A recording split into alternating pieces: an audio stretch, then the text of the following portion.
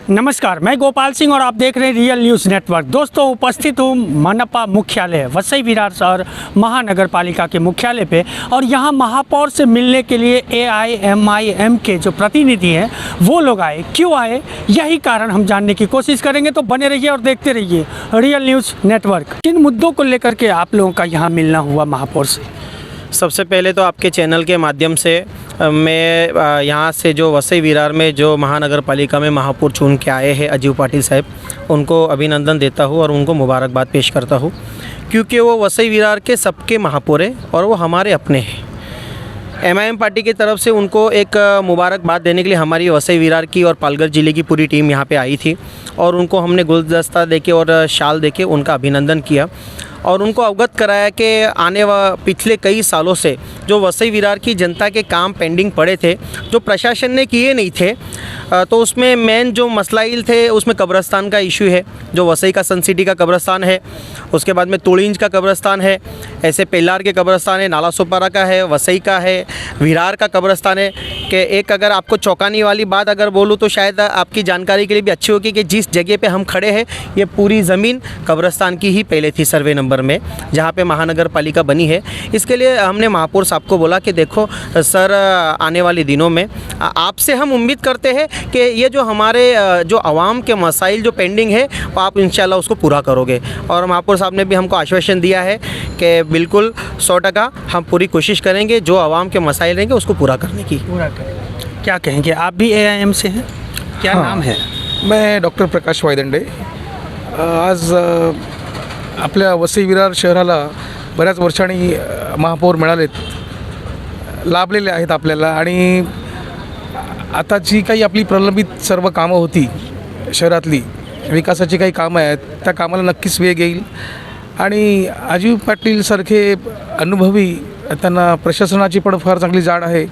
यावेळी पण त्यांनी अनेक पदांवर ते राहिलेले आहेत आणि नक्कीच ते शहरातील प्रत्येक नागरिकाला चांगला न्याय देतील ही अपेक्षा आपण बाळगूया। सब एक सवाल पैदा होता है, AIMIM ये एक अछूत पार्टी मानी जाती थी हिंदुओं के लिए, अभी भी संदेश यही जा रहा है कि वो सिर्फ मुसलमानों की पार्टी है। और यहाँ मैं देख रहा हूँ पीछे भी चंदन टीका लगाए गए तिवारी जी हैं, आप डॉक्टर साहब होकर के भी AIMIM में, ये मतलब लोगों को पर्दा उठना चाहिए इस चीज़ से कि क्या है सच MIM का।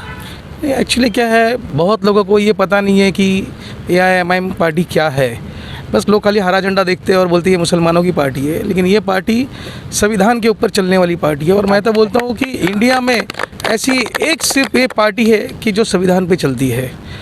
अभी कहीं जो लोग बोलते हैं नाम जो रखते हैं उनको संविधान क्या है वही पता नहीं है, वो लोग ही नाम रखेंगे।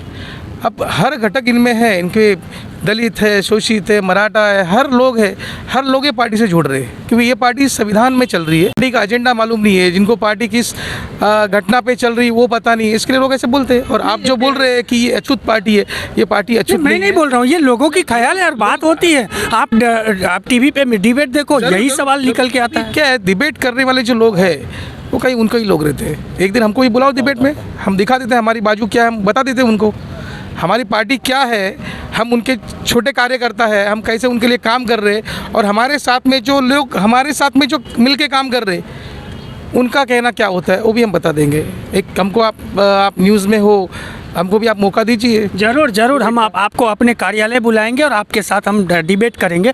सर, एक सवाल पैदा होता है हमारे भाई, एक चुनाव पहली दफ़ा AIMIM ने यहाँ पे लड़ा है, पहली दफ़ा लड़ा है ना?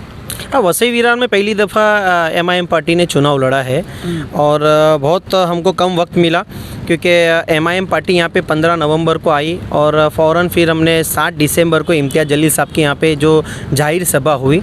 7 दिसंबर के बाद में 12 दिसंबर को फ़ौरन चुनाव डिक्लेयर हो गया 4 दिन में। खैर, हमने मजबूती के साथ में चुनाव लड़ा, हमारे डॉक्टर साहब ने चुनाव लड़ा, हमारे मुस्तफा भाई की वाइफ ने, हमारे मिसेस ने चुनाव लड़ा, रुबीना अमर पटेल ने, और हमारी पूरी टीम ने 9 उम्मीदवार यहाँ से चुनाव लड़े, मजबूती के साथ चुनाव लड़े और आने वाले दिनों में MIM अपना अच्छा परचम लहराएगी। ये भाजपा की 44 हुई और बबिया की 71 पे अटक गई, जो 115 सीट में मतलब बहुमत में थी पूर्ण रूप से। ये AIM ने खेल बिगाड़ा क्या? नहीं, एमआईएम तो 9 सीटों पे लड़ी ना, कहाँ 115 सीटों पे लड़ी, कैसा बोल सकते खेल हैं? बिगाड़ा ना। नहीं, कैसा हम बोल सकते हैं कि खेल बिगाड़ा? देखो, हम अपनी क़यादत को मजबूत कर रहे हैं, हम अपने लोगों को मजबूत, डॉक्टर बाबा साहेब भीमराव अम्बेडकर के संविधान ने जो हमें हक दिया है, वो संविधान का हक हम अदा कर रहे हैं। हम संविधान पे एक और सवाल, वसई विरार में जब एआईएम चुनाव लड़ रही थी तो बड़े ज़ोरों शोरों से हंगामा मचा था कि भारतीय जनता पार्टी की बी टीम अब यहाँ भी चुनाव लड़ रही है और उसको लाने वाला बीजेपी ही है। क्या ये सच है? नहीं, कोई भी एक पॉलिटिकल पार्टी क्या चुनाव में हिस्सा नहीं लेवे क्या? मैं बोलूँगा फिर कांग्रेस बी टीम है, राष्ट्रवादी बी टीम है, शिवसेना बी टीम है, एनसीपी बी टीम है, सारी पार्टियां फिर बी टीम बोल सकते हैं क्या? अरे ये पॉलिटिकल पार्टी है, देश की बड़ी पार्टी है।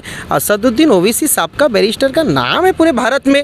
अरे कैसा बोल सकते हो आप? ये सब डायलॉग बाजी खत्म हो गया, वो सब चलने वाला नहीं है। उसका एक कारण मालूम पड़ता है, जो अहमद मेनन जो बड़े ज़ोर शोर से जब इम्तियाज़ जलील का आगमन हुआ था तो वो आगे बढ़ के हिस्सा लिया था, और अब चुनाव खत्म होते ही अहमद मेनन तो आपके साथ है ही नहीं। कुछ लोग अवसर के लिए आते हैं, अवसर पाप नहीं होता है, चले जाते हैं।